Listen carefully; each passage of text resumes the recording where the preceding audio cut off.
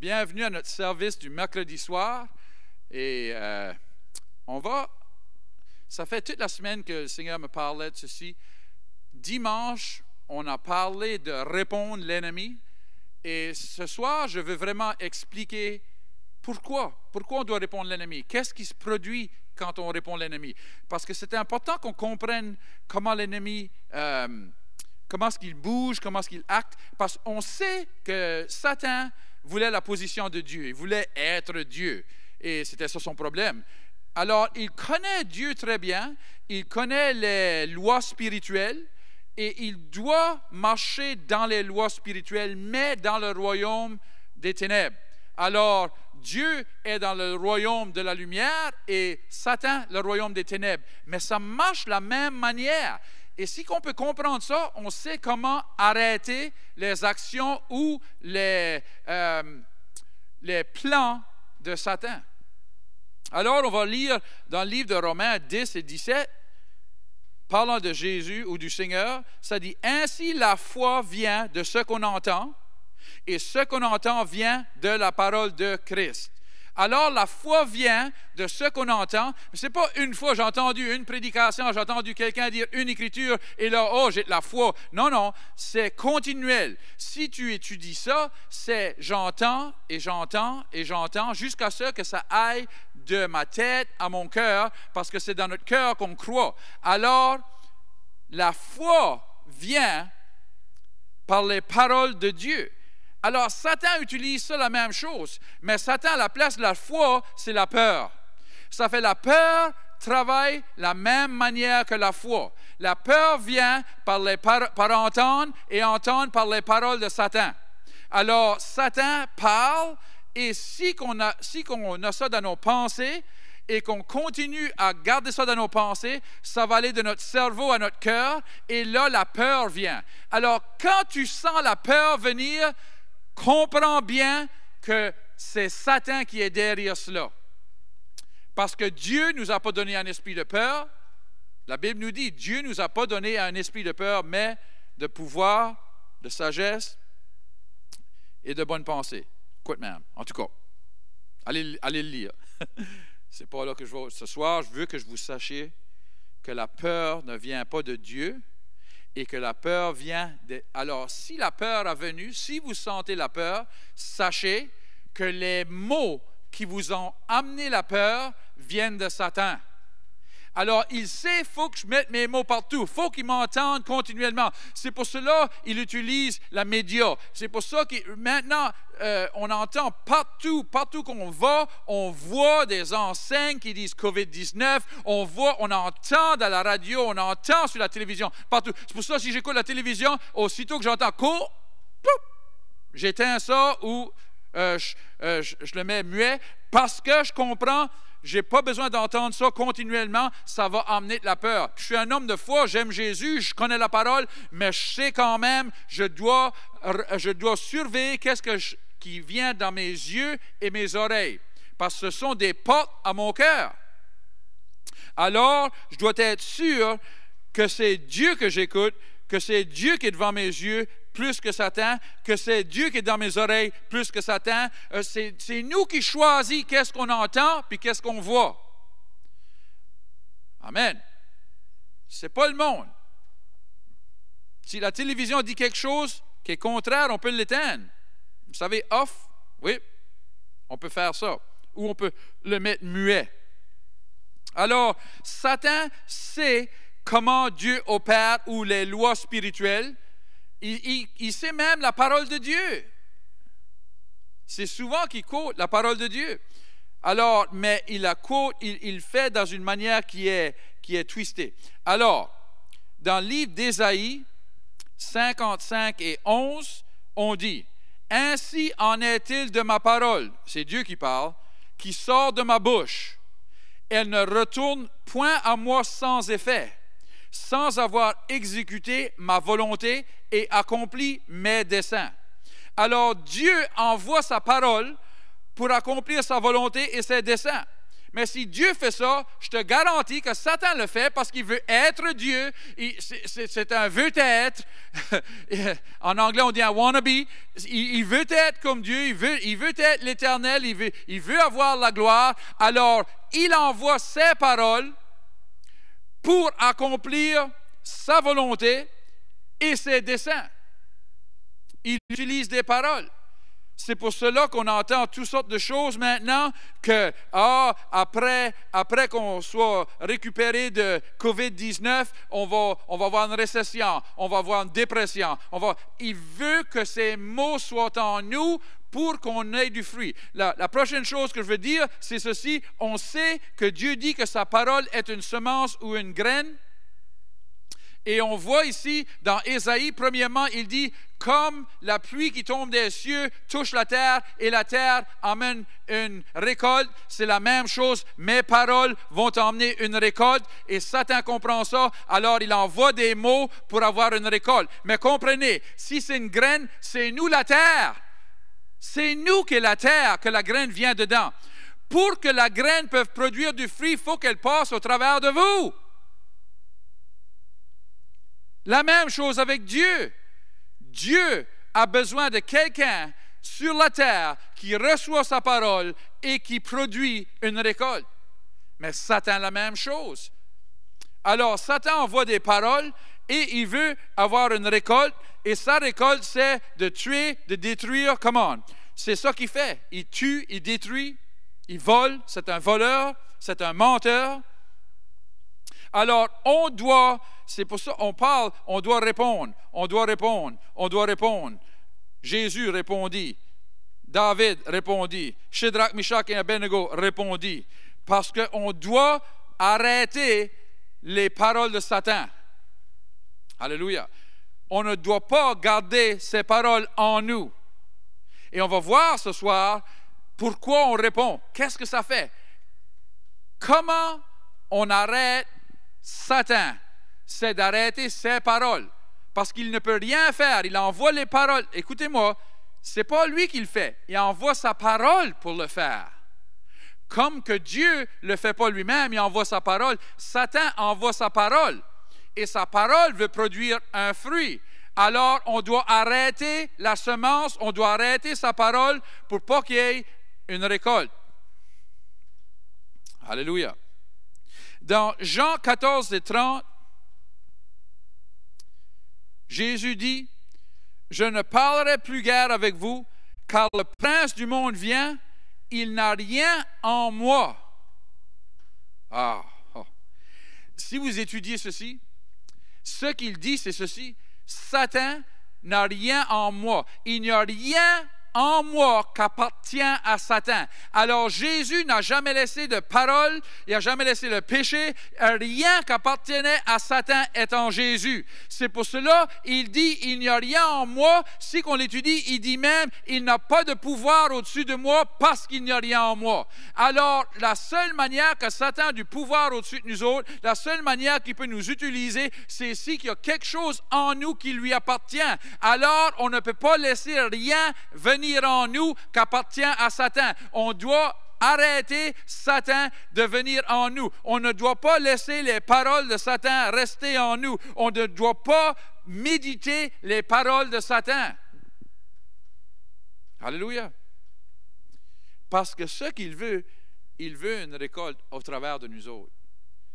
Il veut une récolte au travers de nous autres. Et on ne lui donnera pas cette récompense pour ses actions. Il veut être Dieu.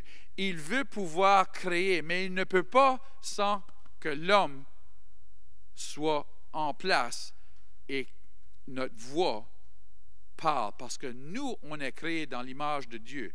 Lui n'est pas créé en l'image de Dieu. Nous, on est créés en l'image de Dieu. Alors, il doit mettre ses paroles dans notre bouche pour créer sur la terre. Et on ne lui donne pas cela. On ne lui donne pas cela. C'est pour cela, on ne doit pas parler ce que Satan parle.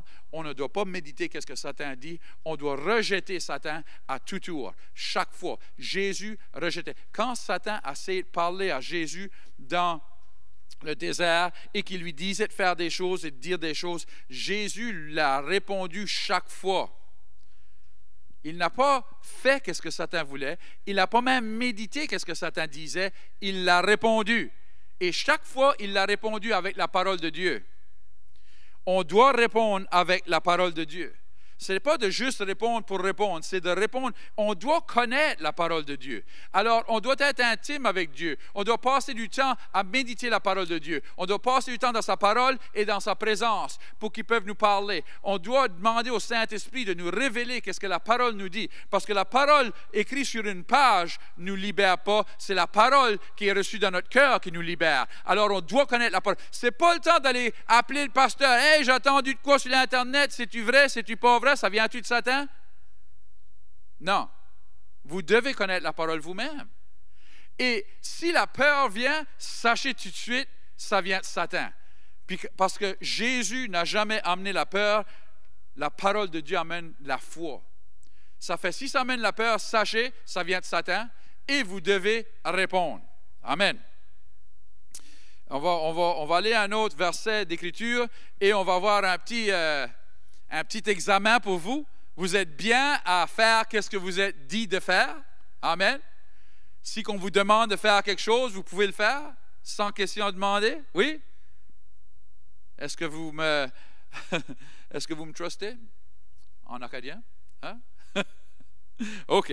2 Corinthiens 10, ça dit ceci. Si nous marchons dans la chair, nous ne combattons pas selon la chair.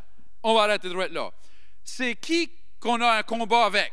Si vous êtes dans un combat, c'est contre l'ennemi. Et le combat, c'est arrêter l'ennemi et arrêter ses desseins, arrêter ses volontés, arrêter son plan.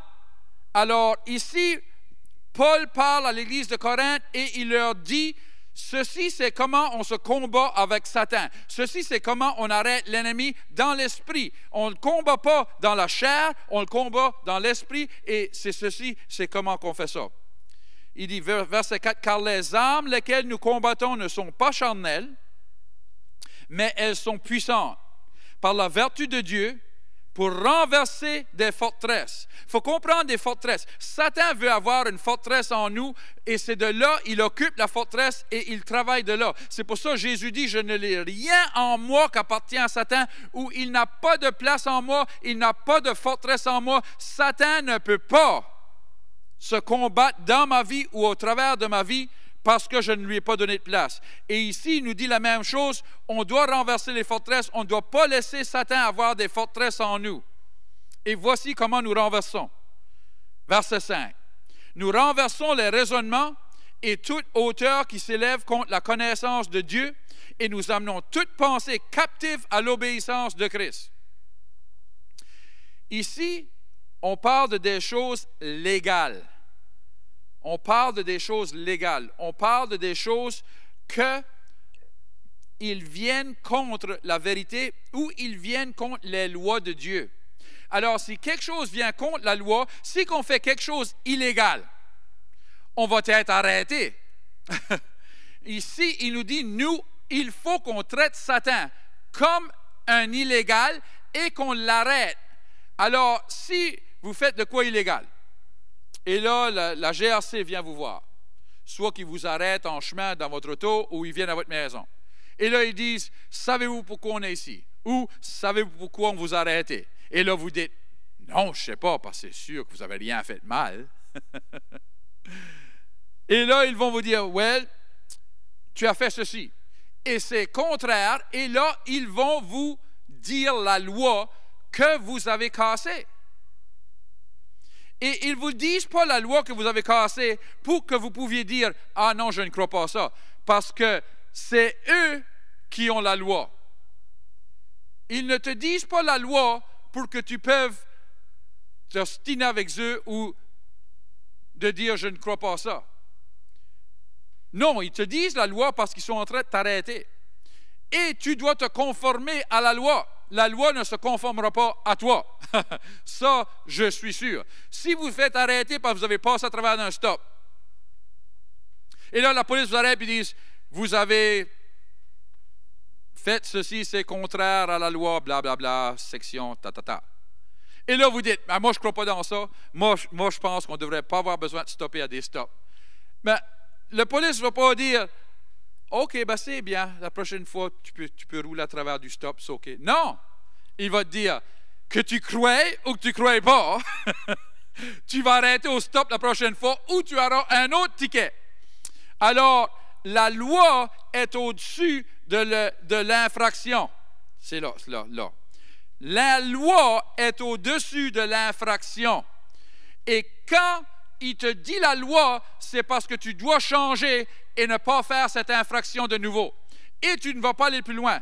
Alors, il nous dit que quand Satan vient avec quelque chose qui est illégal ou quelque chose qui est contraire à la loi de Dieu, qu'on doit le répondre avec la loi, on doit l'arrêter avec la loi. Et il dit, quand tu fais ça, tu vas arracher, alors, je vais le lire là, pour être sûr que je ne dise pas ça mal. Là. Tu vas renverser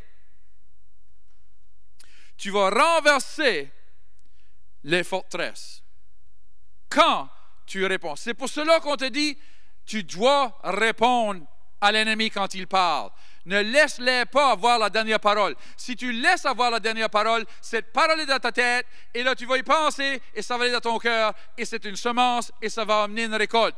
Mais si tu le réponds, tu viens de prendre la graine et l'ôter de ton cœur. Jésus répondait toujours Satan. Satan essayait d'y parler dans le désert, et Jésus l'a répondu. Chaque fois que quelqu'un disait quelque chose qui était contraire à la loi de Dieu, Jésus le répondait. C'est pour cela que Jésus pouvait dire, quand l'ennemi est venu, il n'a trouvé rien en moi qui lui appartient. Pouvez-vous dire ça, vous? Amen. Je sais que moi, des fois, je ne peux pas dire ça. Des fois, il y a des choses qui viennent que peut-être j'ai laissé là que je n'aurais pas dû. Parce que, on dirait en bon français, c'est pas une big deal. Ça y est. Des fois, c'est une petite chose. Une petite semence peut amener une grosse récolte. Une petite semence peut amener une grosse récolte. Alors, laissez pas de semence dans votre vie. Si quelque chose amène la peur, vous devez traiter cette semence comme si c'est venu pour vous tuer, parce que c'est venu pour amener une récolte de l'ennemi. Alors, on doit traiter chaque semence qui amène la peur, chaque semence qui est contraire à la parole. Et comme je vous ai dit, ce n'est pas le temps d'aller voir le pasteur, si tu es contraire à la parole, ça. Vous devez savoir la parole dans votre cœur. Vous devez avoir une relation intime avec la parole de Dieu pour savoir si c'est contraire à la parole. C'est pour cela, si quelque chose vient qui dit que vous allez être malade, non! Vous devez répondre, non! Par ses meurtrissures, je suis guéri. Il a envoyé sa parole et les a guéris. Vous devez répondre. Si qu'il vient et qu'il dit, vous allez être pauvre, vous devez répondre, non, je suis riche en travers de Jésus-Christ.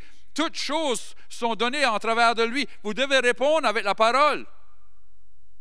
Chaque fois, avant que ça devienne une forteresse dans votre vie, on ne doit pas laisser l'ennemi avoir de place dans notre vie. Nul, nul, nul. On doit répondre chaque fois. Alors, c'est pour ça, dimanche, quand j'enseignais, j'étais un petit peu intense, parce que c'est important.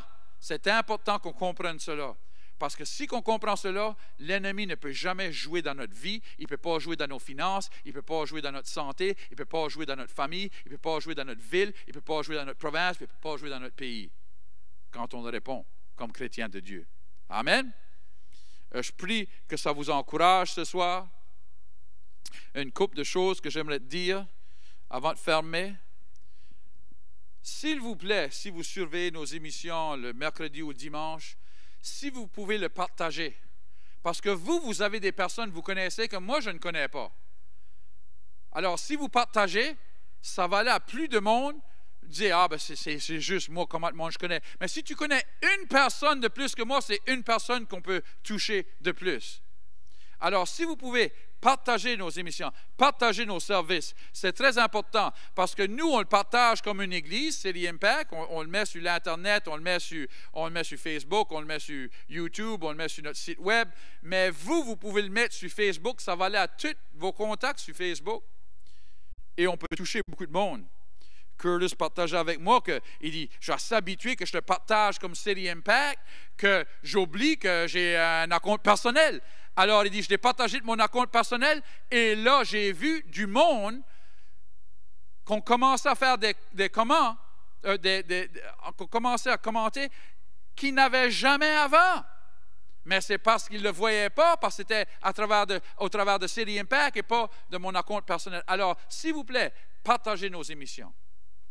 Une autre chose, pasteur Peter Mortlock, notre pasteur senior de Auckland, a demandé si que vous pourriez surveiller leurs émissions, leur dimanche matin et notre samedi soir. So, à 7h ou 19h samedi, leur émission est sur l'Internet. Si vous allez sur cityimpactchurch.com, vous pouvez le trouver là. Et vous pouvez surveiller leur émission qui est vraiment bon de comprendre qu'est-ce qui se passe à notre Église internationale. Amen. Que Dieu vous bénisse.